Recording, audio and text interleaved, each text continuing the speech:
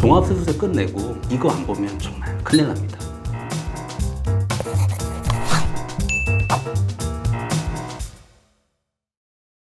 네, 안녕하세요. 세무법인 엑스퍼트 김찬수 세무사입니다. 5월이 이제 끝났는데요. 종합소득세 신고하시느라 정말 고생이 많으셨습니다. 근데 종합소득세 신고를 했다고 그게 다가 아니죠. 왜냐면 신고서를 보고 어디까지 내가 공제를 받았고 어떻게 산출이 됐는지 그 리뷰 과정을 안 거치신 분들이 굉장히 많고, 그리고 난 신고서 같은 거는 받아보지 못했고 납부서만 받고 접수증 받고 납부만 했다, 이런 분들 상당히 많으십니다.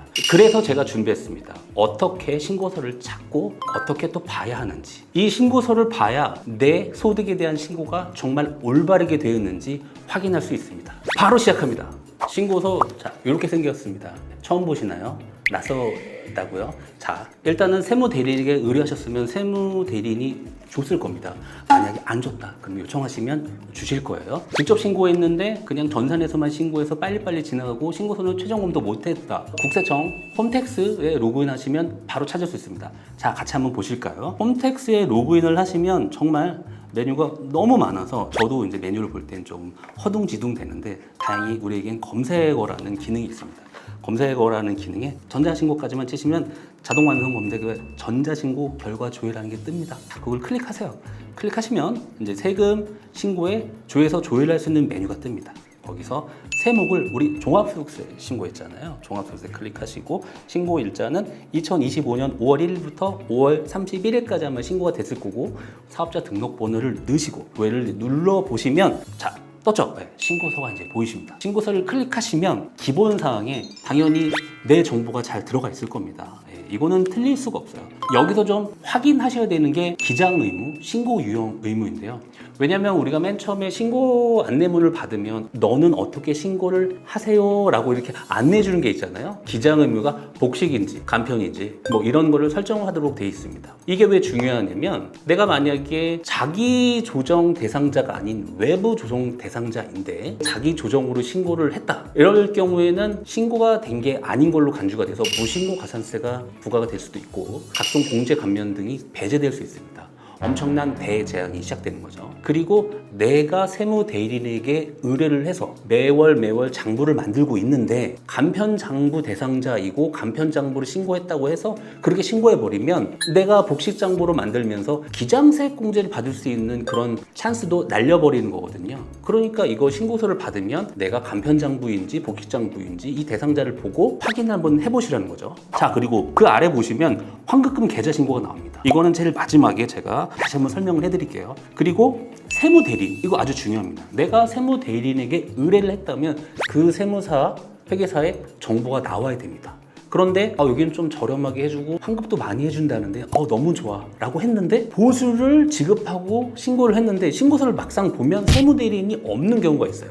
그럴 수가 있나요? 라고 물어보시는데 당연히 그럴 수가 있습니다. 왜냐? 아마 신고한다고 의뢰하실 때 홈택스 아이디 비번을 공유를 해주실 거예요. 왜냐면 그게 정보가 필요하거든요. 홈택스 아이디로 들어가서 여러분처럼 비행기를 해서 대행으로 신고해버린 겁니다. 세무사, 회계사 정보가 아래 안 뜬다는 거는 그 사람이 신고하지 않았기 때문에 책임 소재에서는 조금 벗어날 수 있는 거죠. 그렇기 때문에 내가 세무사한테 의뢰해서 신고를 했는데 세무대리인 정보가 나오질 않는다? 그거는 좀 심각한 문제일 수 있어요. 그거를 사전에 신고서를 받아보고 확인을 하셔라. 그리고 바로 세액 계산의 구조로 넘어가셔야 되는데, 이 신고서를 바로 보는 게 아니라 바로 다음 장을 넘기시면 각종 소득 계산으로 하는 이자, 배당이 나오는데 그걸 먼저 보셔야 됩니다. 다음 장을 보겠습니다. 이자가 있으신 분은 이자 소득에 대한 계산 내역이 있을 거고, 배당이 있으신 분은 배당에 대한 계산 내역이 있을 거고, 여러분들은 금융소득이라고 하죠. 2천만 원이 넘는 분들은 이게 있을 거예요. 제가 참 부러워하시는 분들, 그런 게 있을 거고, 다음 사업소득에 대한 명세서가 있을 겁니다. 여기서 보실 거는 총수익 금액이랑 필요경비, 어떻게 내 수입이 반영되고 내 비용이 반영됐는지, 매출에서 비용을 뺀 게 사업소득이기 때문에 이 산출 구조에 대해서 매출은 누락된 게 없는지, 내가 생각하는 비용은 다 반영됐는지 이걸 좀 확인해 보셔야 됩니다. 그 다음에는 왜 끊지 마요. 아직 안 끝났어. 그리고 만약에 근로나 연금이 있으셨던 분들은 근로, 연금, 기타 명세서에 그 소득이 기재될 거예요. 이런 것들은 금융기관이나 일을 했던 곳에서 그 지급 명세서라고 연말정산 같은 걸 하면서 넘어오기 때문에 이런 거는 틀릴 일이 거의 없다. 틀렸다면 그들이 잘못한 것이다. 소득 요거 다 합쳐서 첫 장에 종합소득 금액으로 합산됩니다. 자, 여기까지 다 되셨나요? 첫 번째 장 소득 공제입니다. 여러분이 정말 좋아하고 관심이 있어야 될 항목이죠. 왜냐하면 공제라는 말을 들으면 뭔가 세금이 깎인 듯한 도파민 나는 단어잖아요. 기본적으로 인적공제, 본인 150만 원, 20세 이하, 60세 이상 형제 자매가 있다면 공제를 넣을 수 있죠. 소득 금액이 100만 원이 안 되시는 분들은 인적공제에 반영됩니다. 그리고 뭐 추가 공제 이런 것들, 경로, 뭐 부녀자 공제 이런 걸 잘 챙기셔야 되고 국민연금이라던가 이런 공제도 잘 챙기셔야 됩니다. 사업하시는 분들 노란우산 공제 관련된 것도 잘 챙기셔야겠죠. 여기서 중요한 건 뭐냐면 내가 분명히 공제된다는 항목이 빠져 있을 때 세무대리인과 잘 이야기하셔서 왜 공제가 누락된 건지 이런 걸 아시고 넘어가셔야 돼요. 내가 뭐 요건을 하나하나 따질 필요는 없지만 세무대리인에게 물어보시고 신고서를 보면서 이런 공제 항목이 반영되는 게 맞지 않냐 한번 물어보시고 리뷰를 꼭 받아보시라는 겁니다. 자, 그리고 25년도에 적용할 수 있는 것 중에 혼인공제라는 게 있어요. 재혼은 안 되고 최초로 결혼하신 분들에게 1회에 50만 원씩 아내 50만 원, 남편 50만 원 이렇게 적용될 수 있는데 이런 것도 빠져있진 않은지 한번 꼭 확인해 보시길 바랍니다. 그 다음 산출세, 정말 내 세금이 얼마로 계산되었는지 요거는 소득금액에서 공제를 빼면 과표라는 게 나오거든요. 세율의 타겟팅 지점이에요. 과표에다가 우리가 아는 뭐 6%부터 다단계 누진세율, 세율을 곱해서 그러면 세액이 산출됩니다. 낼 세금이에요. 거기서 감면과 공제를 방금 받았잖아요. 그리고 나서도 낼 세금이 나오는데 그게 결정세액입니다. 결정세액을 내는 거예요. 근데 분리과세로 별도로 부과된 세금까지 합쳐서 내게 됩니다. 대표적으로 뭐 주택임대 같은 경우 분리과세를 선택하셨다면 이 세금이랑 합쳐서 납부하게 되실 텐데, 자, 여기서 이제 보셔야 될 거는 그 아래 보면 가산세가 나옵니다. 본세 외에 또 다른 뭔가 가산세가 나온다는 건데, 이 가산세 듣기만 해도 조금 이 기분이 좀 안 좋아지려고 하는데 세금이 더해진다는 거잖아요. 이게 이제 가산세가 나오는 원인은 어떤 세법상의 의무를 지키지 않았을 때 일종의 행정벌인데 좀 말은 좀 어렵지만 잘못했을 때 내는 세금이라는 거예요. 그렇다면 이거를 내가 귀책에 의해서 세금을 더 내는지 내가 세무대리인에게 맡겼다면 어떤 세무대리인의 업무상 과실로 이게 더 부과되었는지 이 신고서를 보고 한번 살펴봐야 된다는 거죠. 납부를 지연했다거나 대표적으로 그런 것들은 납부는 납세자의 몫이기 때문에 본인 잘못일 거예요. 근데 무신고가 있다거나 과소신고를 했다거나 세무대리인의 귀책일 수 있잖아요. 그래서 그런 거를 한번 확인해봐라. 가산세가 뜨면 무조건 난 세무사가 하라는 대로 잘했는데 이거 왜 나왔지? 한번 보시고 확인해 보십시오. 가산세 내역이 뒤에 길게 나와 있어요.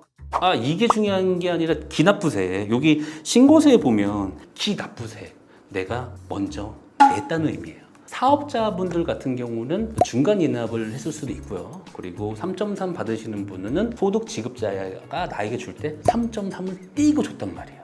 그걸 이미 납부하신 거죠. 그리고 근로소득이 있으셨고 사업소득이 있으셨던 분들 연말정산하면서 사업을 근로소득세에 대한 정산을 하시면서 납부를 하셨을 거예요. 그런 것들이 기납부세액으로 반영이 돼서 결정세액에서 기납부세액을 차감하게 된다. 이게 만약에 누락이 되면은 이거 역시도 홈택스에서도 오류로서 신고서가 안 들어가는 게 아니라 경고로만 떠서 신고서가 들어갈 수 있기 때문에 이것도 꼭 확인을 한번 해 주셔라. 이렇게 말씀드릴 수 있겠습니다. 제가 아까 맨 처음에 말씀드렸던 환급계좌 기재 여부 말씀드렸잖아요. 이게 왜 그러냐면 세무대리인이나 본인이 신고를 할 때 계좌를 넣으면 국세청이 그 계좌의 주인 여부를 막 파악하면서 이 계좌가 그분의 계좌인지만 실제 검증하면 그렇게 진행되지 않습니다. 일단 그냥 기입하고 끝나는 거예요. 근데 내가 어떤 이유로든 키인을 잘못해서 오류가 뜨면은 국세청 입장에서 줄라 그러는데 계좌 오류가 뜨잖아요. 그러면 통지문이 날라옵니다. 너 계좌 잘못됐어. 다시 한번 신고를 하거나 잘해서 받아가겠니? 이런 게 카카오톡으로 옵니다. 국세환급급 계좌 지급 오류 안내 이런 게 뜹니다. 이거를 잘못 쓴다고 해서 환급을 못 받거나 그러진 않지만 그래도 여러분 바쁘신데도 이런 거 오면 또 귀찮잖아요. 그러니까 신고할 때 신고서 받으면 내 환급 계좌 제대로 기입되어 있는지 한번 확인해 보시라는 거 말씀드립니다. 마무리 짓겠습니다. 여러분이 신고서를 보면서 내 신고서 막 검토하면서 세무대리인처럼 오류 검증하고 이러라는 게 아닙니다. 그냥 내 세금이 어떻게 계산되었는지, 그리고 내 소득 구분은 어떻게 되어 있는 것이며, 그리고 소득공제는 어떻게 반영됐고, 세제 혜택이라고 할 수 있는 감면과 공제는 적절하게 반영되었는지, 그리고 기존에 내가 내었던 세금이 잘 차감되어서 계산되었는지를 확인하시라는 거고, 그리고 2천만 원이 넘으면 분납도 가능하니까 분납 신청도 잘 되어 있는지 이런 거 확인하시라는 겁니다. 영상이 유익하셨다면 구독, 좋아요, 알림 설정도 부탁드리겠습니다. 감사합니다.